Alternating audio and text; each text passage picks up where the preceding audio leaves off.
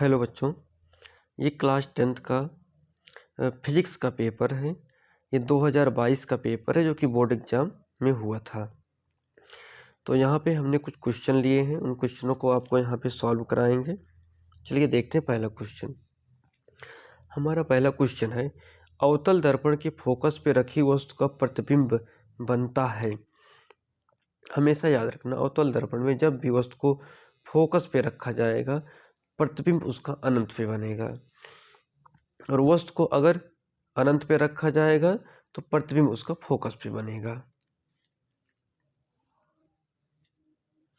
चलिए अगला क्वेश्चन देखते हैं।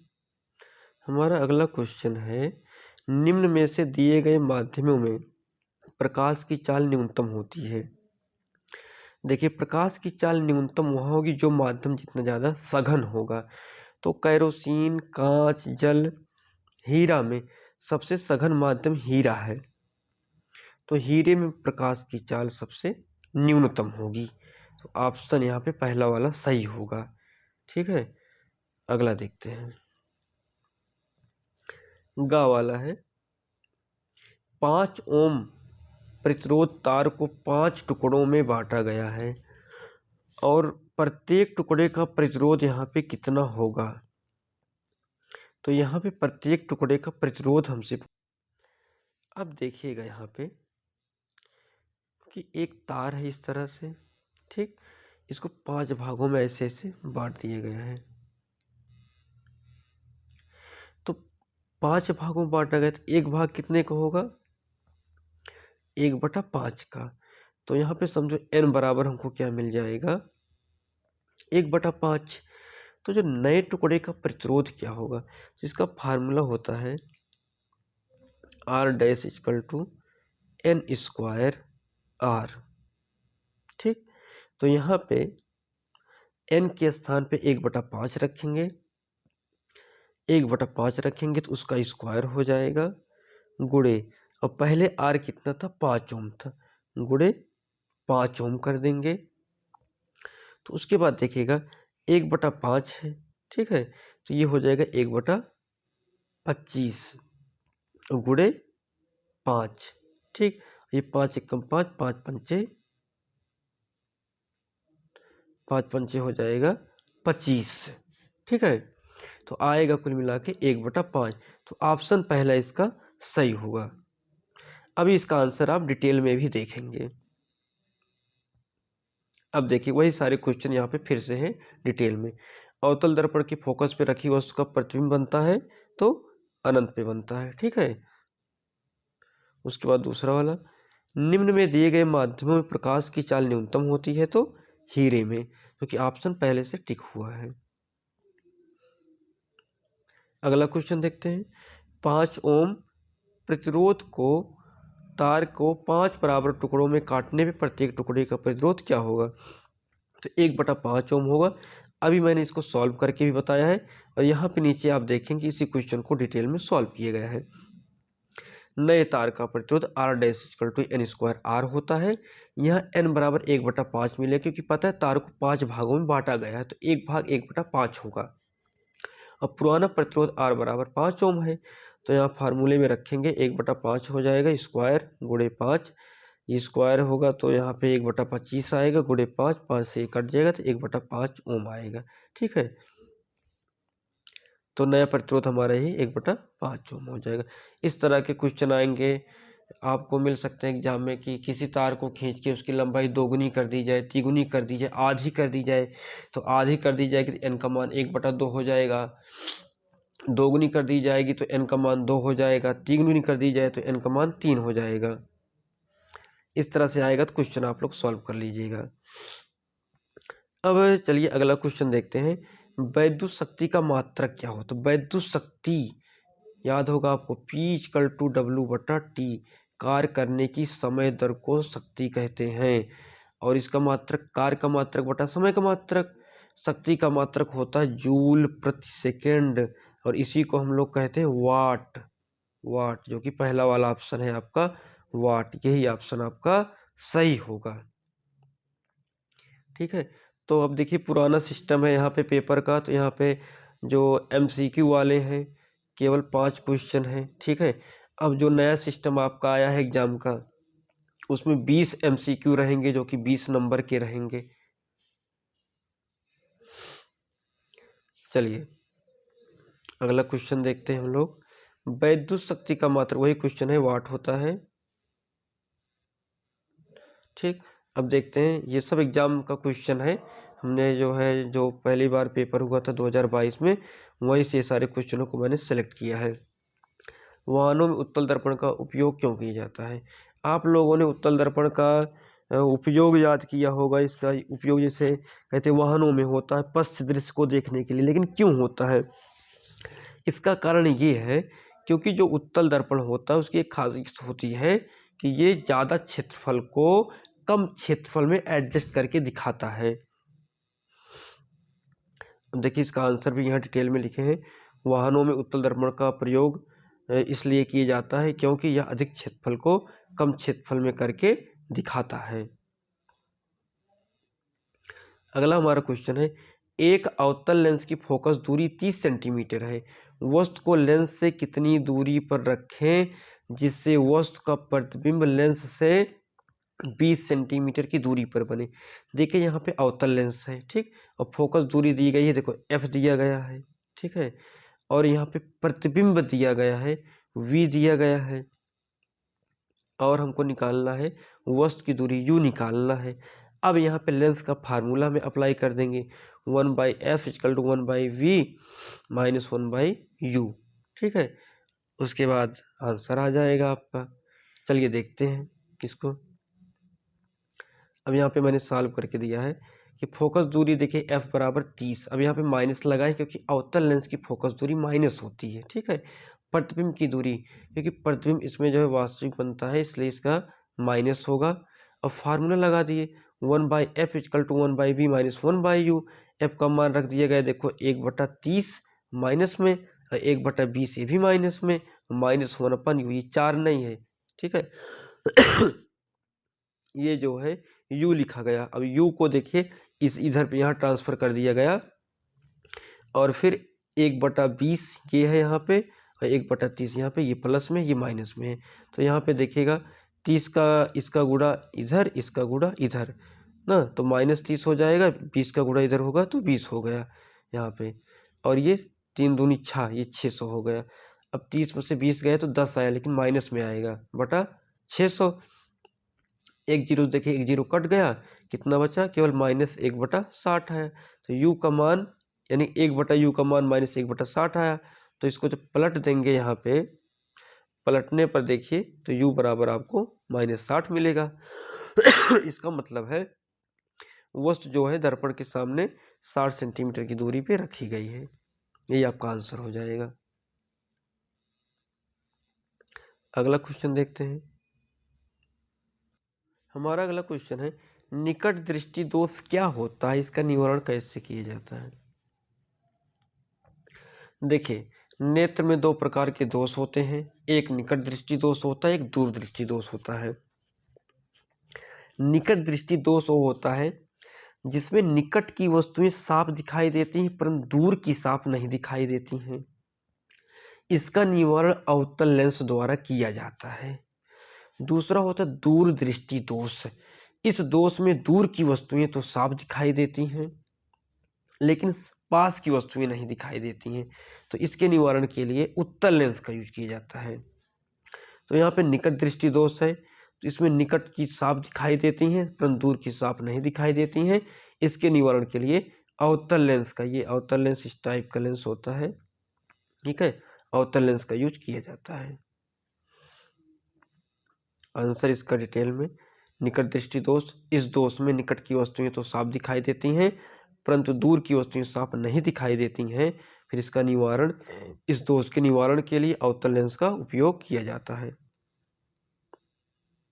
अगला क्वेश्चन हमारा, एक अवतल दर्पण से वस्तु का प्रतिबिंब वास्तविक तथा बड़ा बनाने की स्थिति का किरण आरेख खींचिए। देखिए यहाँ पे अवतल दर्पण है और अवतल दर्पण की उस स्थिति का यहाँ आरेख खींचना है जिसमें प्रतिबिंब हमारा वास्तविक बनता हो, ठीक है। देखिए वास्तविक बनता हो और बड़ा बनता हो।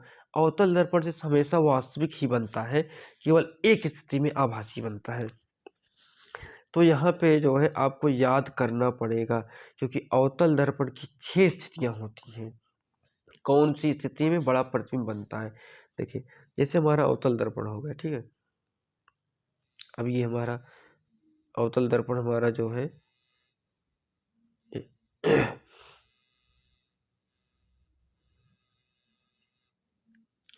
तो अवतल दर्पण हमारा कुछ इस तरह से बनता है, ऐसे, ठीक है। इधर ये पेंट टूंट लगा देते हैं, ये हमारा P होता है और यहाँ हमारा F हो जाता है, ठीक। और यहाँ हमारा C होता है। देखिए जब वस्तु को C पे रखा जाता है ना, ऐसे ही प्रकाश किरण इधर से जाती है, यहाँ से जाएगी तो इधर से जाती है, तो प्रतिबिंब इसका C ऐसे यानी C पर ही बनता है, ठीक है।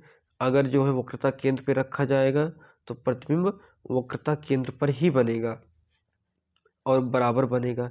लेकिन जैसे ही वस्तु को हम लोग यहाँ पे, चलो ये F हो गया, ये C हो गया, जब वस्तु को C व F के बीच में यहाँ पे रखेंगे तो हमारा प्रतिबिंब आके यहाँ कुछ बनता है। तो इस स्थिति में प्रतिबिंब जो है वस्तु से बड़ा बनता है। तो डिटेल में इसका आंसर देखेंगे जो है यहाँ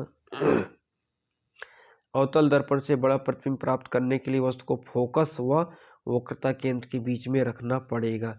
अब देखिएगा स्थिति आपको याद होनी चाहिए। वस्तु को देखिए C और ये F, C व F के बीच में रखा गया है।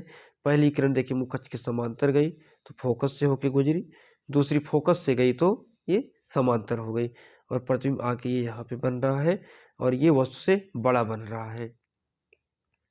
तो इस स्थिति में वस्तु का प्रतिबिंब वास्तविक उल्टा वस्तु से बड़ा बनता है। तो बड़ा होने की कंडीशन आपको याद करना पड़ेगा कि अवतल दर्पण की 6 स्थितियों में से किस स्थिति में बड़ा बनता है, किस स्थिति में छोटा बनता है।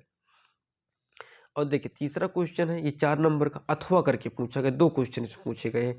दूसरा क्वेश्चन है, एक उत्तल लेंस से वस्तु का आभासी प्रतिबिंब बनता है, किरण आरेख खींचिए।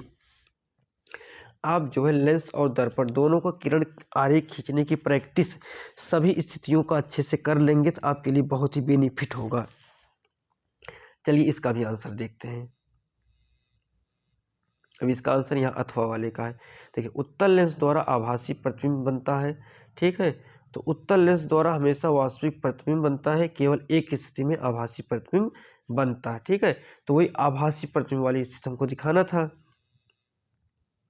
जब वस्तु को फोकस व लेंस के बीच में रखा जाए, जब वस्तु को फोकस, अब देख सकते हैं यहाँ पे ये हमारा ये फोकस है, ये फोकस हो गया, ये लेंस हो गया।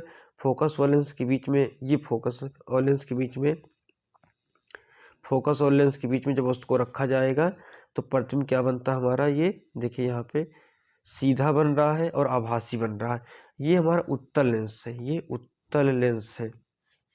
याद रखिएगा उत्तल लेंस से जो प्रतिबिंब बनता है हमेशा जो है वास्तविक बनता है। उत्तल लेंस से प्रतिबिंब हमेशा, उत्तल लेंस द्वारा हमेशा वास्तविक प्रतिबिंब बनता है, केवल एक स्थिति में आभासी प्रतिबिंब बनता है। ये कंडीशन आपको याद होनी चाहिए कि उत्तल लेंस हमेशा वास्तविक प्रतिबिंब बनाता है, केवल एक स्थिति में आभासी प्रतिबिंब बनता है। वो स्थिति कौन सी है? स्थिति ये है, जब स्थिति हमारी ये है जब वस्तु को फोकस व लेंस के बीच में रखा जाए, ठीक। और उसका किरण आरेख यहाँ दिखाया गया है। अब देखिए यहाँ पे ये हमारा फोकस, ये हमारा लेंस, इनके बीच में वस्तु को ये देखिए रखा गया है वस्तु को, और यहाँ से ये किरणें जा रही है, क्योंकि समांतर जाती है तो फोकस से जाती तो इसको ऐसे ऐसे पीछे बढ़ाएंगे, ठीक है। और ये सी से जाती तो उसी माध्यम से ऐसे वापस चली जाती है। तो ये है इसका किरण आरेख। हमारा अगला क्वेश्चन है ये भी 4 नंबर का है। अब इसमें देखो अथवा करके 2 क्वेश्चन पूछा गया है। क्वेश्चन प्रतिरोध का मात्रक है। अब सबको याद होगा प्रतिरोध का मात्रक क्या होता है, ओम होता है, ओम ना, यही होता है ओम। उसके बाद कंडीशन दी गई, 4 नंबर ऐसे नहीं मिलेगा आपको। एल लंबाई तथा ए मोटाई के तार का प्रतिरोध 10 ओम है।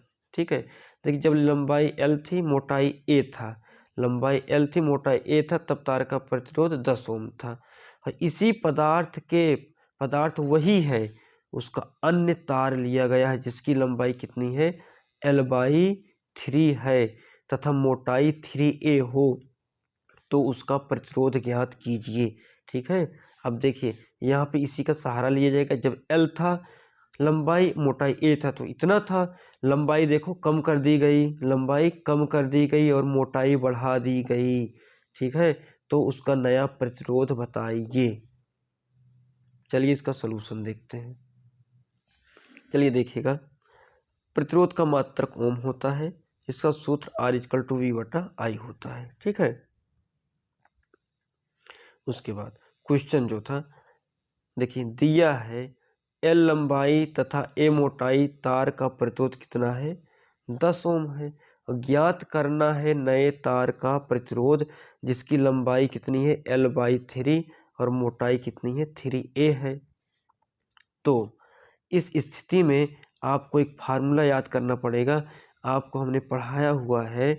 जाके अगर आप वैद्युत धारा वाला पार्ट देखेंगे, वहाँ विशिष्ट प्रतिरोध की बात हुई है, वहाँ से आपको ये चीज़ देखना होगा। देखिए R बराबर होता है रो एल बाई ए। ठीक, देखिए अब यहाँ पे जब लंबाई कितनी थी, L थी, लंबाई देख रहे हैं ना, L थी, मोटाई A था, R=रो बाई एल से, तो प्रतिरोध कितना है आपका, 10 ओम है।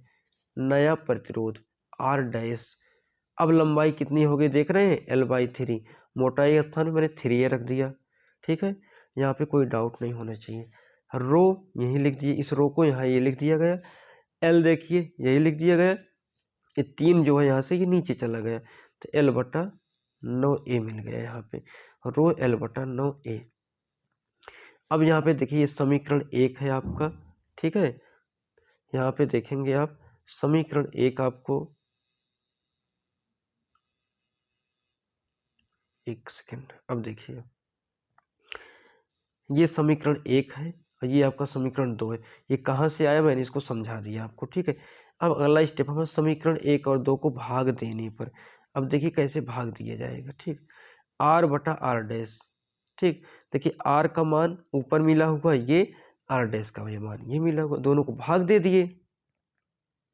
ठीक है, भाग देने पे देखिएगा, रो से रो कटा, L से ये L कटा, A से ये A कट गए, बचा क्या, केवल 1/9।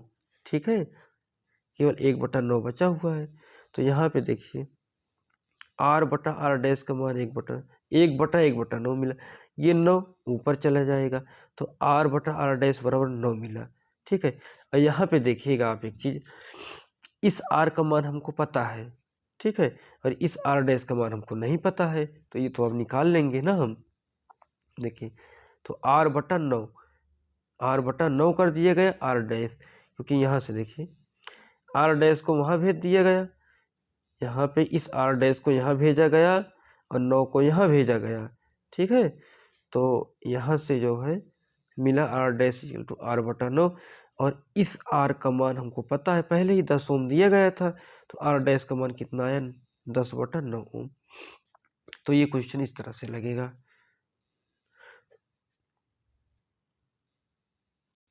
अब चलिए अगला क्वेश्चन देखते हैं। इसमें अथवा करके पूछा गया था, श्रेणी क्रम में 3 प्रतिरोधों को जोड़ा जाता है, संयोजन के समतुल्य प्रतिरोध का सूत्र ज्ञात कीजिए। ठीक है, अब चलिए देखते हैं इसका सूत्र कैसे ज्ञात किया जाएगा। ठीक है, जैसे कि देखिए आपको पता है ना, ये पहले हम प्रतिरोध को बना लेते हैं यहाँ पे। ठीक है, अब 3 प्रतिरोध हमारे 1 2 3, ये हमारे 3 प्रतिरोध हो गए। ठीक है, और इनको देखिए ये बैटरी द्वारा जोड़ दिया गया, बैटरी से हमने जोड़ दिया इनको।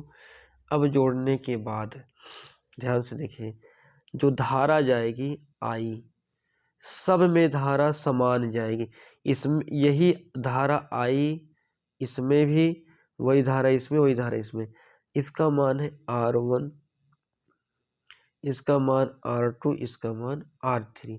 तो लिखेंगे माना 3 प्रतिरोध R1, R2, R3 श्रेणी क्रम में जुड़े हैं, इनसे एक बैटरी भी जोड़ी गई जिसका वोल्टेज V है और धारा एक समान I तीनों में प्रवाहित हो रही है। लेकिन यहाँ पे एक चीज ध्यान दीजिए, ठीक, ध्यान देने की ये बात है, तीनों प्रतिरोध 3 पॉइंट से देख रहे हैं जुड़े हुए हैं, 3 पॉइंट अलग अलग पॉइंट से जुड़े हुए हैं तीनों प्रतिरोध। अब तीनों प्रतिरोध अलग अलग पॉइंट से यहाँ जुड़े हुए हैं, इस कारण से सबका वोल्टेज अलग हो, इसका वोल्टेज V1, इसका वोल्टेज V2, इसका वोल्टेज क्या हो जाएगा, ये V2 है, ये V3 है। तो इस कंडीशन में आपको अप्लाई करना है, परिणामी वोल्टेज V बराबर आपका आएगा V1, V2 और V3। V बराबर V1 plus V2 plus V3 होगा, ठीक है। अब यहाँ पे हम ऐसा मानेंगे कि तीनों प्रतिरोध R1, R2, R3 मिलके जितना काम करेंगे उतना हमारा एक R अकेला करेगा। तो V इक्वल टू रखेंगे IR और V1 इक्वल टू IR1, ठीक। ऐसे V2 equal to IR2, V3 equal to IR3, फिर I कॉमन ले लेंगे, I कट जाएगा, R इक्वल टू आपको फाइनली मिलेगा R1 plus R2 plus R3। अब चलिए डिटेल में इसको देखते हैं। डिटेल में इसका आंसर ये है, श्रेणी क्रम में 3 प्रतिरोधों को जोड़ने पे तुल्य प्रतिरोध। अब ये फिगर देखिए, यहाँ पे 3 प्रतिरोधों को जोड़ा गया सिस्टम में। अब यहाँ पे मैंने भाषा भी लिखी है, माना 3 प्रतिरोध R1, R2, R3 श्रेणी क्रम में जोड़े गए हैं। इन प्रतिरोधों को B वोल्टेज की एक बैटरी से जोड़ा जाता है। इसमें प्रत्येक का प्रतिरोध R1, R2, R3 है में एक समान धारा I प्रवाहित होती है। इनके सिरों के बीच विभवांतर V1, V2 व V3 है। अतः B बराबर V1 plus V2 plus V3। यदि तुल्य प्रतिरोध R हो तो B इक्वल टू देखिए IR, B के IR1, IR2, IR3, I common लेने पर I कट जाएगा, R equal to R1 plus R2 plus R3 बचेगा। यही श्रेणी क्रम में तुल्य प्रतिरोध का सूत्र होगा। इसी प्रकार से आप सभी लोग समांतर क्रम का भी डेरिवेशन कर लीजिएगा, एग्जाम में उसके भी आने का चांस ज़्यादा है। हमारा अगला क्वेश्चन है नामांकित रेखा चित्र, ठीक है। पूछा यहाँ पे नामांकित रेखा चित्र बनाकर वैद्युत जनित्र का सिद्धांत तथा कार्यविधि समझाइए, ठीक है। देखिएगा एग्जाम में जो है एक चीज की क्लियर रखना हमेशा,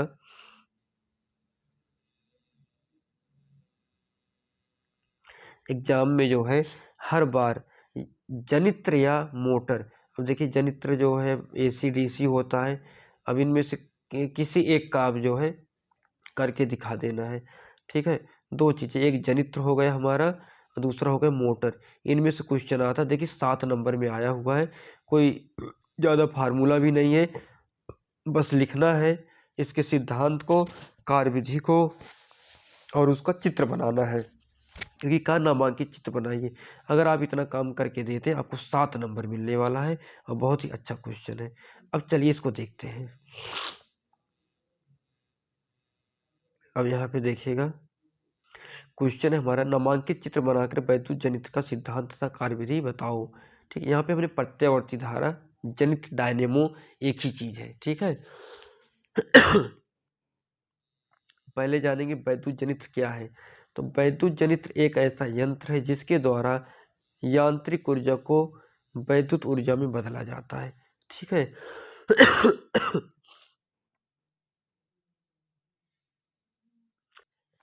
तो आपको सबसे पहले वैद्युत जनित्र के बारे में ही लिखना है, ठीक है। उसके बाद आपकी दूसरी हेडिंग होगी सिद्धांत, ठीक है। सिद्धांत लिखना है, किस सिद्धांत पे काम करता है। वैद्युत जनित्र वैद्युत चुंबकीय प्रेरण के सिद्धांत पे काम करता है और यहाँ पे आप वैद्युत चुंबकीय प्रेरण का सिद्धांत भी लिख सकते हैं, ठीक है। लिख देंगे कोई बुराई नहीं है, बहुत ही अच्छा रहेगा, ठीक। सिद्धांत में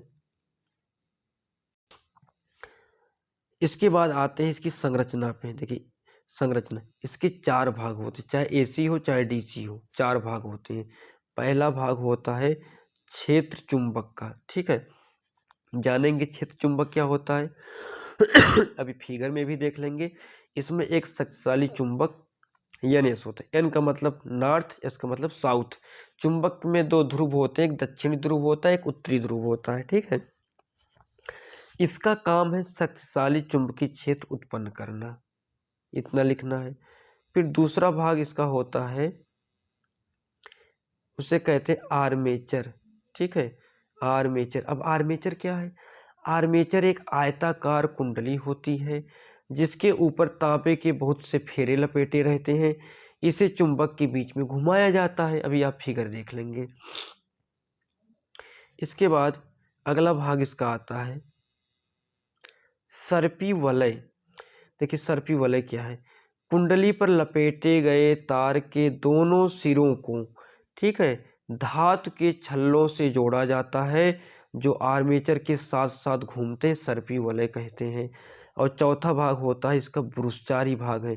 दोनों सर्पी वलय, जो पहले भी सर्पी वलय पढ़े हो, दोनों सर्पी वलय को ग्रेफाइट की 2 पत्तियों से जोड़ा जाता है जिसे ब्रुस कहते हैं, जिसे ब्रुस कहते हैं।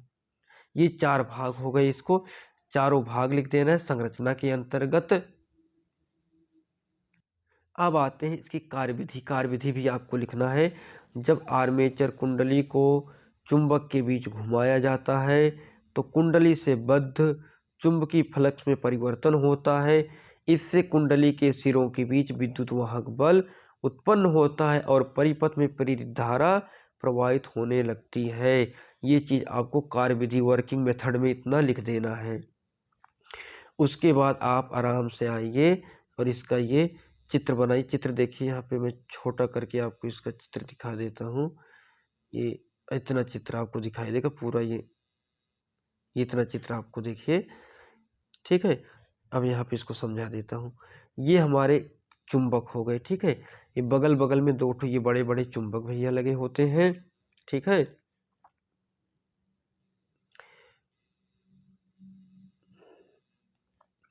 ये एक सेकंड, हाँ, ये चुंबक लगे होते हैं और इनकी देखिए जो आर्मेचर की बात, यही आर्मेचर है। इसी के ऊपर तांबे के खूब तार लपेटे होते। तांबे के तारों को ना ले आके देखिए यहाँ पे एक इस सर्पी वलय से, एक इस सर्पी वलय से जोड़ देते हैं, ठीक है। सर्पी और इन सर्पी वलय का कनेक्शन बाहर वाले ब्रुश से हो जाता है और ये बाहर वाले ब्रुश से बाह्य परिपथ में देखिए ऐसे धारा प्रवाहित की जाती है। अब जब इसको घुमाया जाएगा ना, इसको रोटेट कराया जाएगा, इस कुंडली को जब यहाँ पे इसका रोटेशन होगा तो इसके चुंबकीय फ्लक्स में परिवर्तन होगा और इसमें वैद्युत धारा प्रवाहित होने लगेगी, ठीक है। और इसको घुमाने के लिए हमारे पास अलग अलग तरीके हैं, ठीक है। जो टारबाइन का नाम सुने हो, ठीक, टारबाइन के अंदर में यही सिस्टम होता है, डायनेमो, ठीक है। अब इस डायनेमो को देखिए, इसी डायनेमो में हो सकता है इधर पंखुड़ी वगैरह लगा करके नदियों का डैम बना के पानी गिराया जाएगा इसके ऊपर, ये घूमेगा। बस मतलब केवल है इसको रोटेट कराना है, ये घूमना चाहिए। ये जितना घूमेगा और यहाँ पे करंट प्रवाहित करेगा, ये ऐसा सिस्टम है, ठीक है। तो नदियों पे डैम वगैरह बना करके इसकी पंखुड़ी पानी गिराते हैं, वहाँ से बिजली बनाते हैं, ठीक है। नहीं तो कोयले को जला करके पानी गर्म करते हैं, उसकी भाप को यहाँ पंखुड़ी लगी होती है, उस पंखुड़ी पे गिराते हैं। पंखुड़ी यहाँ से सेट कर दी जाएगी, उस पंखुड़ी पे पानी गिरेगा या भाप चलाई जाएगी तो ये घूमने लगेगा और घूमनेगा तो फ्लक्स में परिवर्तन होगा और यहाँ पे विद्युत वाहक बल उत्पन्न होगा और प्रेरित धारा प्रवाहित होगी।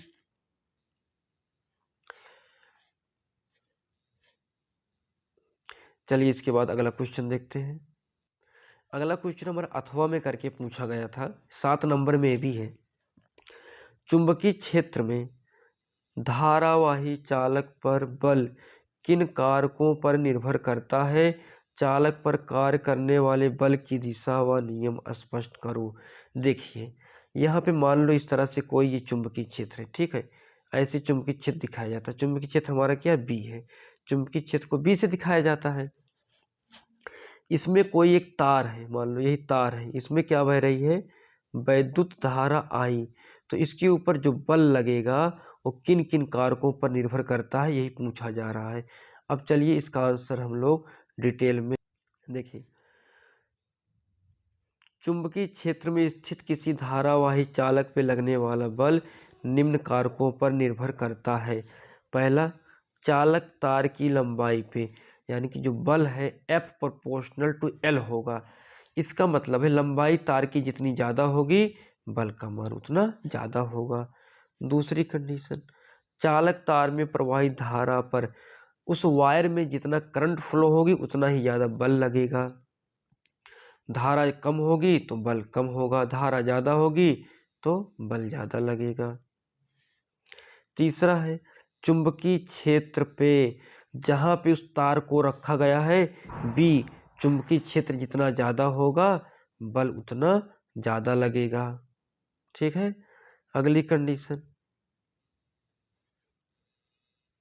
डी है, चालक तार व चुंबकीय क्षेत्र के बीच कोण पे यह प्रोपोर्शनल साइन थीटा, इसके ऊपर भी डिपेंड। जैसे अब मान लो चुंबकीय क्षेत्र है, ठीक है, ये तार रखा गया, तार ऐसे रखा गया या ऐसे रखा गया, यहाँ से कितना कोण बना रहा है उस कोण पे भी निर्भर करता है, इसीलिए होता है ये प्रोपोर्शनल टू साइन थीटा होता है, ये प्रोपोर्शनल टू साइन थीटा।